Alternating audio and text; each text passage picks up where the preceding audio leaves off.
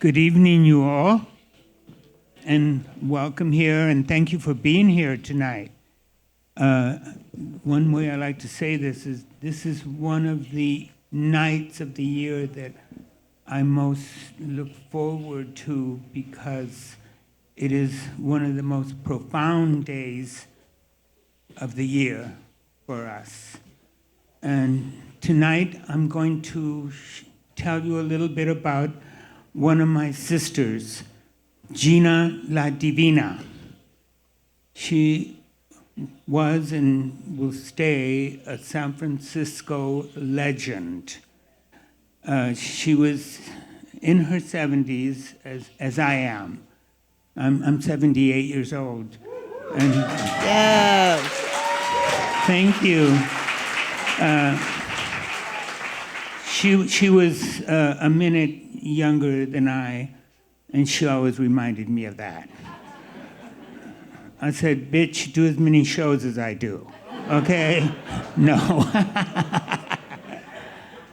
But the reason I tell you my age and the reason that I tell you her age is we've been here for a while. We've been here, so that speaks to resilience and hanging in there and putting up with it and knowing what you may not have seen, how it was 70 years ago, 60 years ago, 50 years ago. So Miss Gina, she told me part of her story when we were together, and she told me that she was born in the Midwest somewhere, and that her family disapproved of her. They were ashamed of her. And she was a sissy. Actually, she was a girl. She was a girl, but they wouldn't take that. And she told me another thing, like her best friend was a black boy, and they didn't approve of that either. But as a teenager, she decided to come to California and live her authentic self as a teenager. Can you imagine in the late 50s? And you can't go back there in your mind if you don't know about it. But that was really a challenge. And so that speaks to her strength of character and her ambition to be her true self. So she came and she lived in Santa Rosa, and she lived as a woman. And like they used to say back then, I mean, she was fish. She was always fish, right? And seafood is the best, baby. Oh, right? Jumps out of the ocean at you. But she was fish, and she passed. She passed. So that was also daring.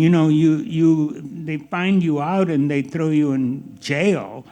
It was against the law, but she was willing to do that. So she did that, and so I admire that so much, and made her so strong to me. And another thing, like I lack this, I think. She could be mean. You got to be mean, honey. Scare them if they come at you. So she had that mean streak in her, but she was so beautiful, and so this part, I want to tell you this part. Her family told people that they died. So metaphorically, symbolically, they killed her, right? They killed her, and she sprung out like they do, like the mythology. She gave birth to herself. Yeah. And what she gave birth to was the real deal. She was so real, mighty real. But anyway, she was very, very gorgeous, and she loved glamour, and so she excelled in that. And she gathered her little chickies. She made her own family, and in this case it was drag daughters. And, you know, to show you how it's family, in her last days, just a couple of months ago, they were all there. They were all there for her. And one of them now lives in a southern state, and in 1 week came 3 different times to take care of Mama. So, you know, that's another thing. Who we don't always get that. Her own children took care of her, cooked her food, I don't know, changed her diaper, I don't know what. But they did everything. And so she had her family there with her. And, you know, she and I met her 20 years ago, and I had just started. I wasn't brave like she was. And so I waited a long time. I waited until I was 59 to really come into myself totally. Although I had 2 husbands and this and that, but yeah, and you know, my family, my nieces and nephews, I was saying, they would call him Uncle Ted, and then it was Uncle Greg. So everybody knew the deal in my family, but I didn't claim it that way. But so I waited until I was 59 years old to start my performance life, and that's where I met Gina. And I got up on a stage, and you know, I'm a mess. I was wild. That's the way I do. And I rarely do this. I don't ask people what they think because, you know, they tell you, and I don't want to know that. No, but she looked at me, you know, up and down. She says, "Well, you have nice legs," and that was it. I said, "Bitch, are you blind?" No. So that kept me going. Her saying that kept me in the mix. And, you know, that was 20 years ago. And I've been on over 100 stages now. And thank you. 2 different countries.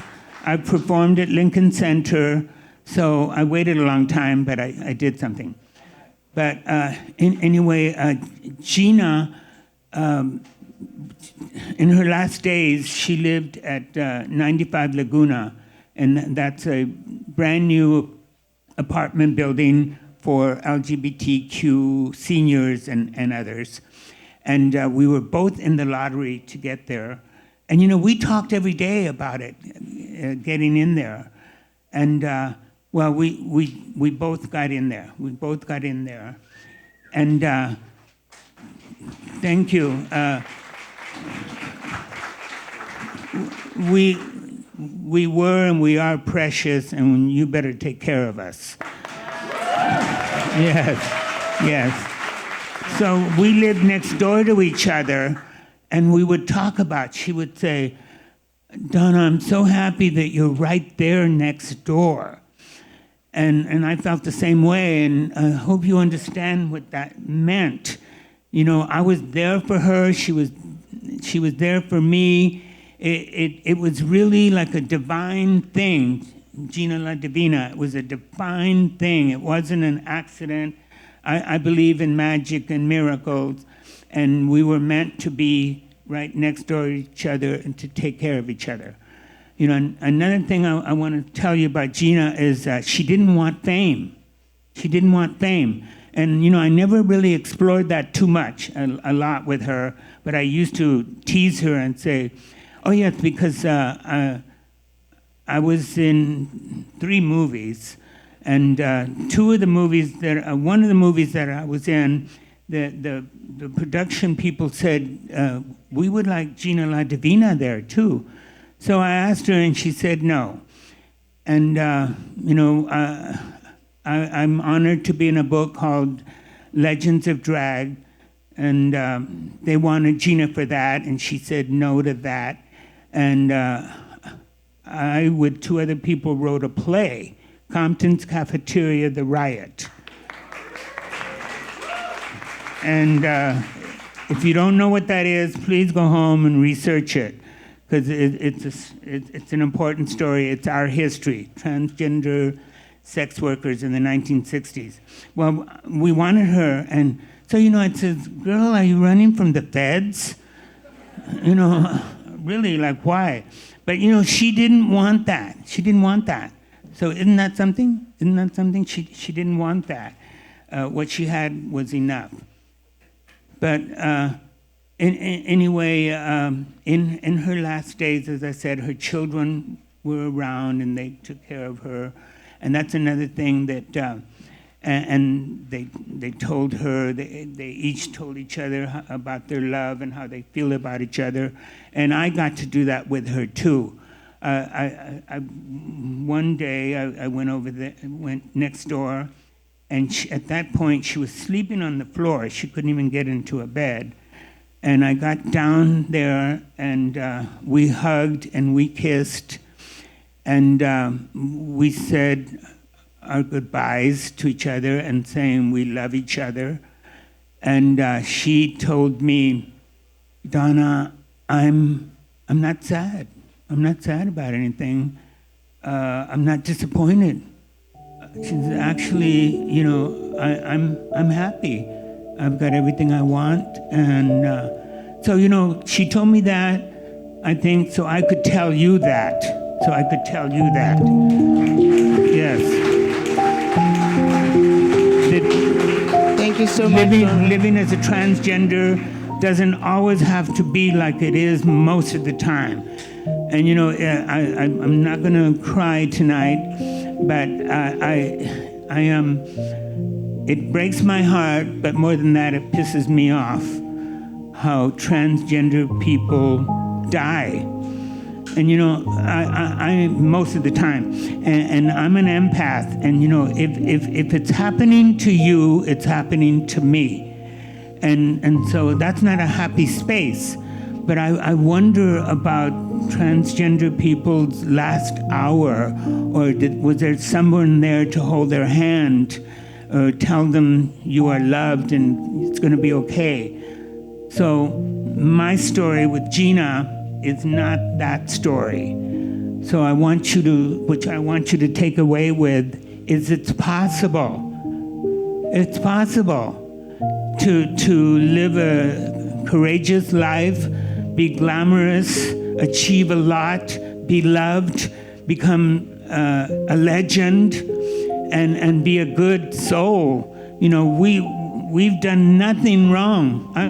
I've done nothing wrong, and I'm sure you haven't done wrong. But more than that, we're fabulous. You are fabulous.